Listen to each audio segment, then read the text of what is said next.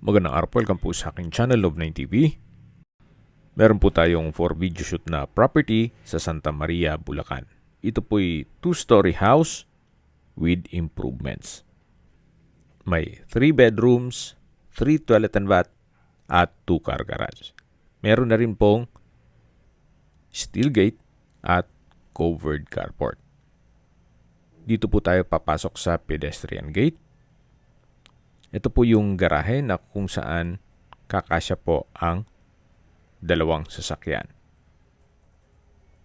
Then meron na rin pong bubong na polycarbonate. Ang turnover unit po ay wala pa pong ganyang gate. Pati ito pong bubong dito sa garahe. Then mula po dito sa garahe naman, ito po yung main door na kung saan meron pong aluminum screen door at ito pong sliding glass window ay meron pong security grill. May mga kagamitan na rin pong kasama itong bahay gaya ng 2 aircon, washing machine, queen size bed, double deck, itong sofa set at dining set. Meron din pong ceiling fan. Ito po yung living area o salas.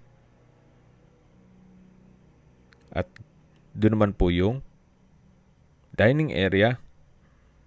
Then mula po dito sa living area hanggang dining at sa kitchen ay naka-tile flooring.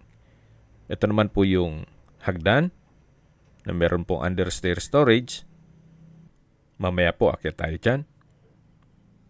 Then yan po yung pantry. Ito pong dining set ay kasama po yan. Dito naman po yung common toilet and bath. Maayos naman po ang toilet fixtures gaya nitong hand wash basin, water closet, at meron pong shower. Ito po yung naka-tile bathroom wall. Then meron pong glass blocks.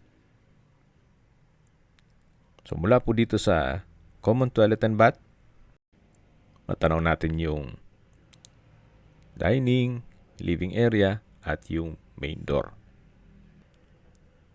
At lipat man po tayo dito sa may formal kitchen o kusina na kung saan meron pong modular kitchen cabinet and drawer. May kitchen countertop, stainless sink with faucet, may range hood, may wall-mounted rack sa dulo, at storage ng kitchen utensils. Naka-tile flooring na rin po dito. Dito naman po ay may breakfast table. Hanggang dito po ay naka-tile flooring. At ito naman po yung first bedroom. Yung kabilang side po niyan ay yung garahe. Meron na rin pong sliding glass window with security grill. Then may wall-mounted cabinet. At least hindi na po kayo magpapagawa. At dito po sa may breakfast table ay meron din pong ceiling fan. So yan po ulit yung dining area na kung saan dyan tayo galing kanina. Tapos ito po yung living area na may ceiling fan at aircon. Ito po yung understair storage. At yung hagdan na naka-wooden staircase at tubular handrail. Dito po sa unang steps ay concrete staircase. Then dito na po sa next step ay yung wooden staircase. Samahan niyo po ako, akyat po tayo. At nandito na po tayo sa second floor kung saan meron pong wall-mounted wooden rack. Then, ito po yung first bedroom o pangalawang kwarto na sa buong bahay. Sa spasyo, sakto lang. Hindi naman siya ganun kaliit at hindi naman ganun kalaki. Meron pong customized glass windows. May window type aircon. May wardrobe. Meron din pong bed frame and mattress na kung saan kasama na po yan. At sa taas po ay may wall-mounted cabinet. Labas po tayo para check natin yung ibang kwarto. Paglabas po natin ay matatanaw natin yung common toilet and bath dito sa second floor. Maayos din po ang toilet fixtures gaya nitong hand wash basin, water closet with bidet, hot shower set, overhead shower, at bathroom window. So isa po ito sa toilet and bath dito sa second floor. Bali po dalawa po ito. Mamaya po ikutan natin yung isa. Dito po tayo ngayon sa family area. Then yan po yung hagdan. May drop lights. At yan po yung kwarto na na-check natin kanina. Ito po yung access door na papunta naman sa service area. Dito po yung washing machine. At libre na po yan. So may security grill dito sa side na to. Bago tayo pumasok dito sa kwarto, tungayin nyo po ulit dito sa may staircase na mayroon pong drop lights. At yan po yung family area. Yan po yung unang kwarto at yung common toilet and bath. Dito naman po yung third bedroom.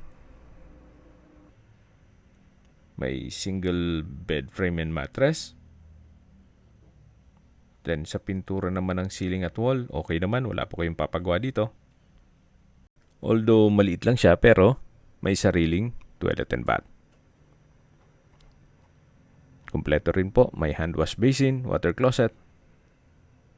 Then may shower, naka-tile bathroom wall, at bathroom window. May hot shower set din po siya. Ito naman po yung way papunta sa balkonahe na kung saan meron din pong aluminum screen door at security grill. Ito pong subdivision ay napakalapit lang sa mga business establishments. 2.5 minutes drive lang po mula sa bangko, supermarket, sa convenience store, remittance center, even school, church at hospital. Ganun po kaganda ang lokasyon nitong property. At mula po sa North Luzon Expressway exit, 20 minutes lang po. Then mula naman sa SM Marilao, 30 minutes drive. At isang sakay lang po ito mula dito sa property papuntang Manila, Monumento, SM North, Trinoma, Cubao, at Divisoria. Ganun po kaganda ang lokasyon. Okay, sa presyo na po tayo. Binebenta po ito ni owner sa halagang 4.5 million pesos. Kung may mga katanungan po kayo, tawag lang po kayo sa aking numero. At sa mga kababayan naman natin nasa ibang bansa, meron po akong Telegram. Sa mga iPhone user naman, may iMessage. Meron din pong Imo, Skype, Viber at WhatsApp. Same number lang po, 0917-316-3399. Gagawan po natin ito ng video as soon as makapag-ipon po tayo ng mga listings dyan sa Santa Maria, Bulacan area. Meron po pala tayong bagong YouTube channel na Nov9 TV House Rentals kung saan kung may mga paupahan po kayo at gusto nyong gawan natin ng video presentation, tawag lang po kayo sa aking numero. Salamat po sa panunod sa aking mga videos. Ingat po kayo lagi.